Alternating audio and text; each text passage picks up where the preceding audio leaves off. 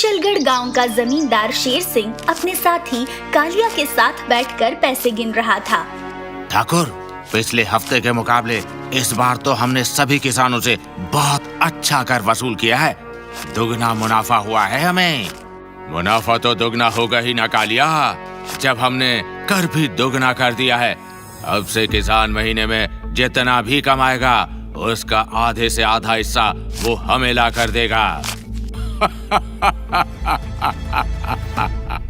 बस एक बात का डर है ठाकुर साहब, कहीं कोई किसान हमसे बगावत ना कर दे।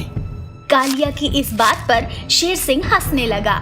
कोई मूर्ख ही होगा जो शेर सिंह से दुश्मनी मोल लेगा। अगर किसी भी किसान ने हमारे खिलाफ जाने की कोशिश की तो मैं उसे खेत में उल्टा लटका दूंगा। शेर सिंह ने ये कहा ही था कि तभी उसका एक आदमी बल्लू दौड़ता हुआ आया। ठाकुर साहब, डाकुओं की फौज ने हवेली पर हमला कर दिया है और अब वो यहाँ आपके पास आ रहे हैं। क्या? तो तुम सब क्या घोड़े बेचकर सो रहे थे? उन्हें रोका क्यों नहीं? ठाकुर साहब, ये डाकू कोई और नहीं बल्कि पुष्पा है। शेर सिंह ने ये नाम पहली बार सुना था। इसके पहले कि वो कुछ करता, उसके कमरे का दरवाजा धड़ाम से टूट पड़ा।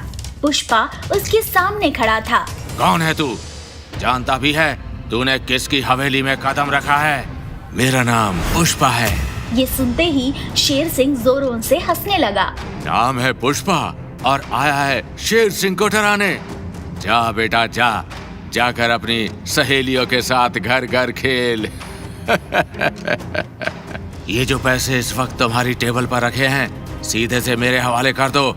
इसी में तुम्हारी भलाई है, वरना तुम्हें बहुत पछताना पड़ेगा।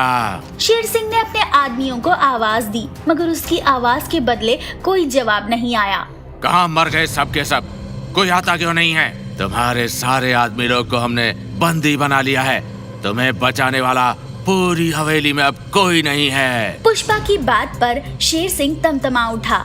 वो पुष्पा की तरफ बढ़ा ही था कि पुष्पा ने अपनी जेब से रस्सी निकाली और उसका एक छोर अपने हाथ में पकड़कर दूसरा छोर शेर सिंह की गर्दन पर फेंका और तड़ाक से शेर सिंह को अपने पास खींच लिया।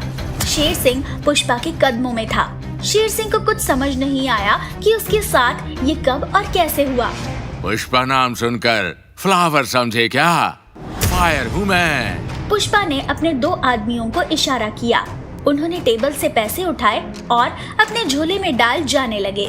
इस बार तेरे बच्चों पर तरस खाकर तुझे छोड़ रहा हूँ, मगर आइंदा से कभी किसानों के साथ बुरा करने की सोची तो मैं तुझे तेरी नानी याद दिला दूंगा।